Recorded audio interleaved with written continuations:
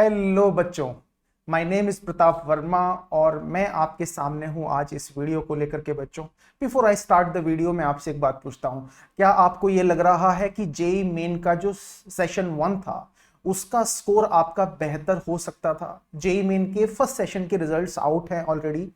अगर आपको ऐसा लगता है कि आपका रिजल्ट अच्छा हो सकता था, आपका स्कोर अच्छा हो सकता था, और अभी भी हम जानते हैं जेई मेन की जो सेशन 2 है उसमें होने में अभी भी 10+ डेज अप्रोक्सीमेटली बचे हुए हैं, डिपेंडिंग अपॉन आपका किस डेट पे एग्जाम पड़ रहा है। तो अगर आपको ऐसा लगता है बच्चों, तो ये वीडियो आपके लिए है, लास्ट तक देखिएगा, आपको बहुत डेफिनेटली इस वीडियो से फायदा होने वाला है। ठीक है, before I start the video मैं आपसे पूछता हूं, क्या आपने ये गाना सुना है, वो सिकंदर ही दोस्तों कहलाता है, हारी बाजी को जीतना जिसको आता है? नहीं सुना है तो सुनिएगा, बहुत ही मजेदार, बहुत ही अच्छा बॉलीवुड का सॉन्ग है और कुछ तो इंस्पिरेशन डेफिनेटली इससे हमको मिलती है। ठीक है, तो अगर कहीं आपको ये लग रहा है कि यार पहले सेशन में हमने थोड़ी सी कुछ गड़बड़ कर दी है, कुछ छूट गया है, बाजी शायद हम हार से रहे हैं, तो ये वीडियो आपके लिए है जो आपको देती है परफेक्ट स्ट्रैटेजी नेक्स्ट 10+ डेज के अंदर अपना स्कोर बूस्ट करने की। मैं फिजिक्स की बात करूंगा, सिमिलर स्ट्रैटेजीज आप बाकी सब्जेक्ट्स में भी लगा सकते हो, right? Because I am basically physics educator, तो मैं फिजिक्स के बारे में आपको डिटेल स्ट्रैटेजी दे रहा हूं, बट सिमिलर चीजें आप दूसरे सब्जेक्ट में भी कर सकते हो। बच्चों, आइडिया बहुत सिंपल सा है। देखो, अगर आप एक सब्जेक्ट में 50+ मार्क्स लेकर के आ जाते हो तो रफली 150+ मार्क्स आपके बनते हैं, है ना? सिमिलर अगर मार्क्स ले आते हो, लेट्स से केमिस्ट्री में आपने 10-15 मार्क्स थोड़े और ऊपर ले लिए, तो आपका बहुत बढ़िया, डिसेंटली बढ़िया स्कोर हो गया। जो प्रेजेंट कंडीशन है उससे काफी अच्छी जगह पे आप पहुंच गए। लेकिन ऐसे नहीं होगा, है ना?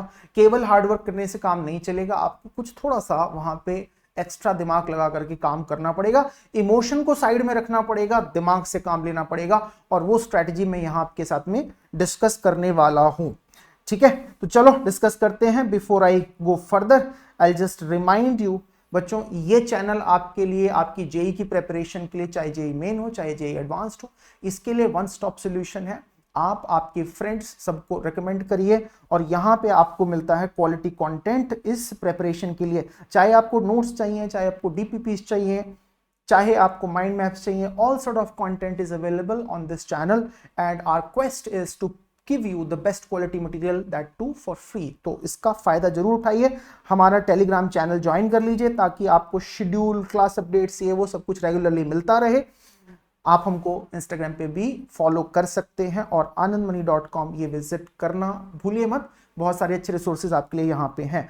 और आपकी किसी भी क्वेरी के लिए ये हेल्पलाइन नंबर अवेलेबल है, आप हमारी टीम के साथ में इस नंबर से कनेक्ट हो सकते हैं बच्चों। ठीक है, चलिए बात करते हैं। देखो, बिफोर आई स्टार्ट मैं थोड़ा सा ज्ञान की बात करता हूं यहाँ पे, है ना? बेसिक फंडा। जब भी आप किसी प्रॉब्लम से जूझ रहे हो, जब भी आप किसी प्रॉब्लम को फेस कर रहे हो, तो पहला जो फिल्टर आपको लगाना है उसको लेकर के, फर्स्ट फिल्टर, ठीक है, वो ये है कि भाई ये प्रॉब्लम मेरे कंट्रोल में है कि ये कंट्रोल में नहीं है। पहली बात बस आप ये सोच लो। फॉर एग्जाम्पल, मैं आपको एग्जाम्पल देता हूं। आप बाहर जा रहे थे, घूमने उमने के लिए निकले, बारिश हो गई। अगर आप बारिश के ऊपर गुस्सा होना शुरू गए कि क्या यार बारिश हो गई, मैं तो भीग गया, मैं तो बहुत अच्छे से तैयार होकर के चला था, कितनी बुरी लाइफ है ये वो, तो अगर आपकी ऐसी सोच है कि जिन चीजों पे आपका कंट्रोल ही नहीं है आप उनके ऊपर भी गुस्सा हो जाते हैं, परेशान हो जाते हैं, तो फिर तो आपको बहुत कष्ट होने वाला है। ठीक है, तो पहला फिल्टर तो बस ये लगाना है कि जो मेरे हाथ में नहीं है मैं उसके बारे में टेंशन नहीं लूंगा, जो मेरे कंट्रोल में है मैं उसके बारे में कोशिश करूंगा कि मैं उसे सुधारने की कोशिश करूं।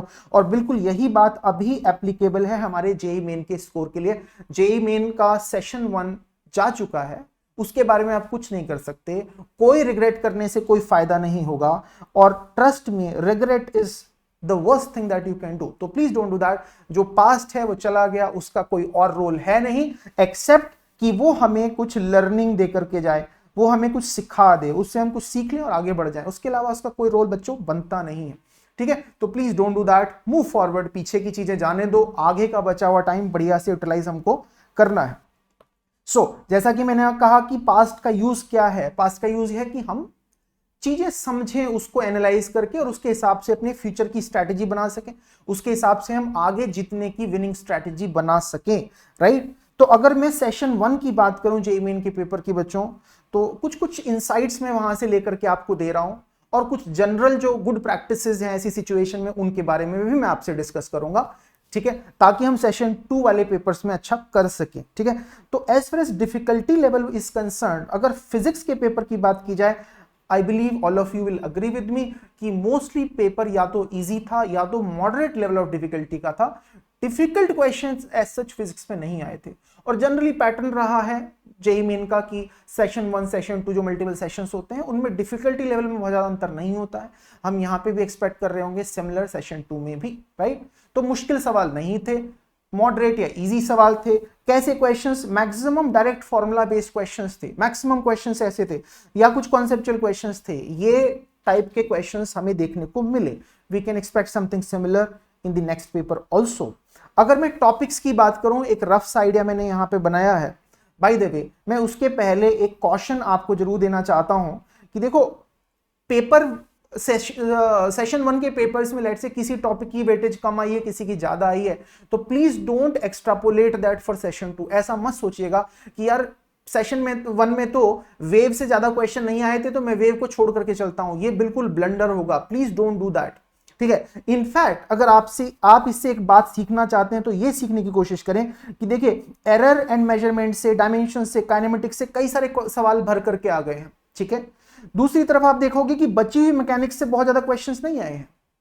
तो गलत इससे अगर आप सीख ले रहे हो तो वो ये होगी कि अच्छा मैकेनिक्स में ज्यादा क्वेश्चन नहीं आए तो छोड़ के चलते हैं। बिल्कुल ऐसा मत कर दीजिएगा, ऐसा करना ब्लंडर होगा, ठीक है। हमें ये समझना है कि यार जिन टॉपिक से बहुत ज्यादा क्वेश्चंस नहीं आते हैं, क्वेश्चन यहां से ज्यादा आ गए सेशन 1 में, इसका मतलब किसी भी टॉपिक से क्वेश्चंस आ सकते हैं। हम किसी टॉपिक को इग्नोर करके नहीं चलेंगे, ये हमें कंक्लूजन देना है, ठीक है। सिमिलरली वेव वाले पार्ट से बहुत ज्यादा क्वेश्चंस नहीं आए थे सेशन 1 में। केटीजी थर्मो से अच्छे खासे क्वेश्चंस आ गए थे। रेडिएशन से, हीट ट्रांसफर से क्वेश्चन नहीं आए थे। रे ऑप्टिक्स से, जैसा कि हमेशा होता है, कुछ पेपर में क्वेश्चंस थे, कुछ में नहीं थे, ठीक है। इलेक्ट्रोस्टैटिक्स, कैपेसिटेंस, ग्रेविटेशन, इस सेक्शन से काफी क्वेश्चंस आ गए थे। ईएमएफ, ईएमआई, एसी से बहुत ज्यादा क्वेश्चंस नहीं आए थे, राइट। तो इस टाइप का पैटर्न हमें देखने को मिला। मॉडर्न फिजिक्स से, सेमीकंडक्टर से कई सारे क्वेश्चंस कुछ पेपर्स में आ गए थे। So please don't try to predict the paper, don't predict the paper please, कि इस टॉपिक से कम आएगा, इससे ज्यादा आएगा, इसको छोड़ देते हैं, पिछली बार ऐसा आया था। Don't do that, you can not predict the paper. So your best strategy, your winning strategy for session 2 will be something like this. आप टॉपिक्स में बहुत ज्यादा डेप्थ में जाने की कोशिश मत करिए। आप फोकस करेंगे किसके ऊपर? आप फोकस करेंगे ब्रेड के ऊपर। आपको मैक्सिमम सिलेबस कवर करना है, बिकॉज हम ये जरूर देख रहे हैं इस बार जेईई मेन में कि बहुत ज्यादा डिफिकल्ट पेपर्स नहीं आए हैं। अगर मैं सब्जेक्ट वाइज बात करूं तो physics was moderate, maths was थोड़ा सा लेंदी, जो जनरल परसेप्शन है। Chemistry was even easier. और मेरी गैस ये है, मेरे पास कोई इसका कोई रीजन प्रूफ नहीं है, रीजनिंग है, मेरी गैस ये है कि लास्ट 2 सालों में कोविड से बच्चों की प्रिपरेशन बहुत ज्यादा अफेक्ट हुई है, और उस बात को कहीं ना कहीं एनटीए ने ध्यान में रखते हुए पेपर्स को बहुत मॉडरेट इजी ही बनाने की कोशिश की है। To the point questions, direct formula based, concept based questions आए हैं। अगर आपने चैप्टर को कुछ भी बच्चों डिसेंटली तैयार कर रखा है, अगर आपने उसके मेन बातें अच्छे से समझ रखी हैं, अगर आपने हर किसी चैप्टर के 10-20 30 क्वेश्चंस जो है प्रैक्टिस कर रखे हैं, टिपिकल क्वेश्चंस, तो आप जेईई मेन में बड़ा अच्छा स्कोर कर सकते हो। इस टाइप से एनटीए ने पेपर बनाया है बच्चों, ठीक है। इस बात को ध्यान में रखें। किसी भी टॉपिक में मास्टर बनने की कोशिश नहीं करेंगे। किसी भी टॉपिक में हम मास्टर बनने की कोशिश, एक्सपर्ट बनने की कोशिश नहीं करेंगे। हम रादर सारे के सारे टॉपिक्स अच्छे से तैयार करने की कोशिश करेंगे। सारे के सारे जब मैं बोल रहा हूं तो मेरा मतलब है कि मैक्सिमम नंबर ऑफ टॉपिक्स जितने आप तैयार कर सकते हो in the given time frame, ठीक है, उसको करने की कोशिश करेंगे। ये आपके लिए प्रोबेबली सबसे ज्यादा इंपॉर्टेंट टिप है as far as JEE Main session 2 is concerned, right. उसमें एक क्वेश्चन मैं आपको जरूर देने की कोशिश करूंगा कि बच्चों ये मत करना कि कोई टॉपिक बिल्कुल पहले से तैयार नहीं है तो उसको भी तैयार करने बैठ गए क्योंकि सर ने कहा था कि सारे टॉपिक तैयार करने हैं, क्योंकि टाइम की लिमिटेशन है। अगर कोई टॉपिक बिल्कुल ही आपका तैयार नहीं है, अगर कोई टॉपिक डिफिकल्ट लग रहा है आपको सब कुछ, तो हद करके बस उसके बेसिक्स देख लीजिएगा, बहुत ज्यादा टाइम उसमें वेस्ट मत करिएगा। जो टॉपिक्स आपको पहले से आते हैं उनको अच्छे से रिवाइज करिए और आगे बढ़िए। टॉपिक सिलेक्शन की अगर मैं बात करूं तो जैसा कि मैंने कहा नए टॉपिक्स के लिए, बिल्कुल नए टॉपिक्स के लिए अगर आपने बिल्कुल छुआ ही नहीं है, सपोज आपने वेव्स बिल्कुल कभी नहीं पढ़ा है, आप सोचो कि लास्ट के 10 दिन में कर लेंगे, तो वो तो गलत स्ट्रैटेजी है।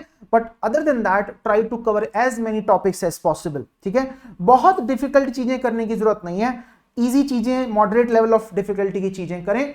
और दूसरी बात, ब्लॉक वाइज जाएं, सेक्शन वाइज जाएं। जनरली ये बहुत अच्छी स्ट्रैटेजी नहीं होती है कि हम अलग अलग रैंडम टॉपिक्स उठा लें। फॉर एग्जांपल, अगर मैं आपकी जगह हूं एज ए स्टूडेंट, तो मैं चाहूंगा कि यार ये सेक्शन पूरा ही कंप्लीट कर लूं।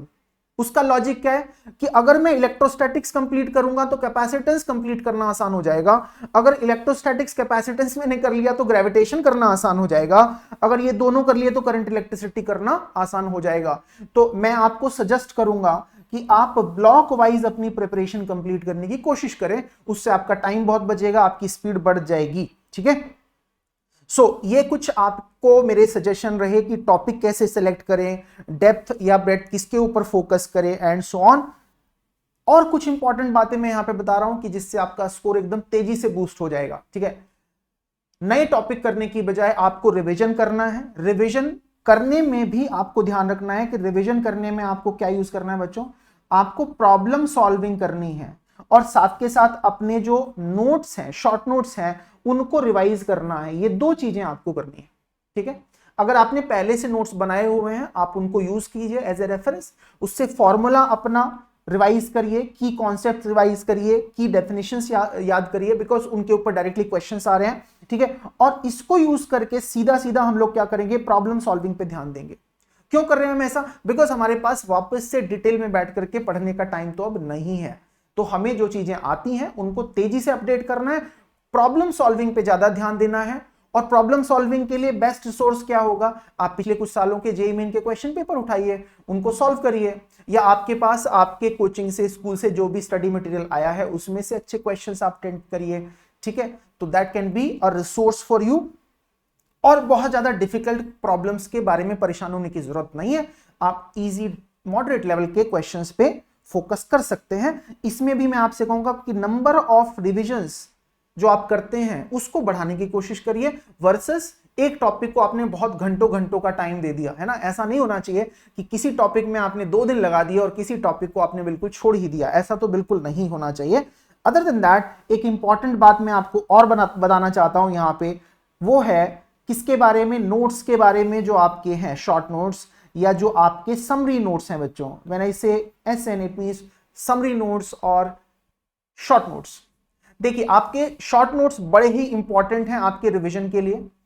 ये वो नोट्स हैं जिसमें आपने सारा का सारा अपना जो चैप्टर्स जो आपने तैयार कर रखा है उसके इंपॉर्टेंट फॉर्मूलाज, की कॉन्सेप्ट्स, की बेसिकली डेफिनेशंस, इन सबको क्रिप्टिक तरीके से, सिंबॉलिक मैनर में, बहुत शॉर्ट तरीके में लिखा हुआ है, जो कि आपको एग्जाम के टाइम में रिवीजन में काम आते हैं। ये ऐसे नोट्स हैं। तो जब आप अपनी प्रिपरेशन में रिवीजन कर रहे हैं या प्रॉब्लम सॉल्विंग कर रहे हैं, ठीक है, तो उस प्रोसेस में जो भी कुछ आपने नया सीखा होगा, आप क्या करेंगे, उसको नोट्स में ऐड करते चले जाएंगे। जब हम ये काम हम करते हैं तो हम बोलते हैं कि ये नोट्स हमारे डायनेमिक हैं, ये टाइम के साथ चेंज हो रहे हैं। ऐसा नहीं है कि एक जगह स्टैग्नेंट हो गए हैं। ठीक है, तो डायनेमिक नोट्स हमको बहुत फायदा देंगे। क्यों, लास्ट के 10 दिनों में आपको लगेगा कि मेरे से तो कुछ छूट रहा है, जो मैंने 5 दिन पहले पढ़ा था वो शायद मेरे को याद भी नहीं है।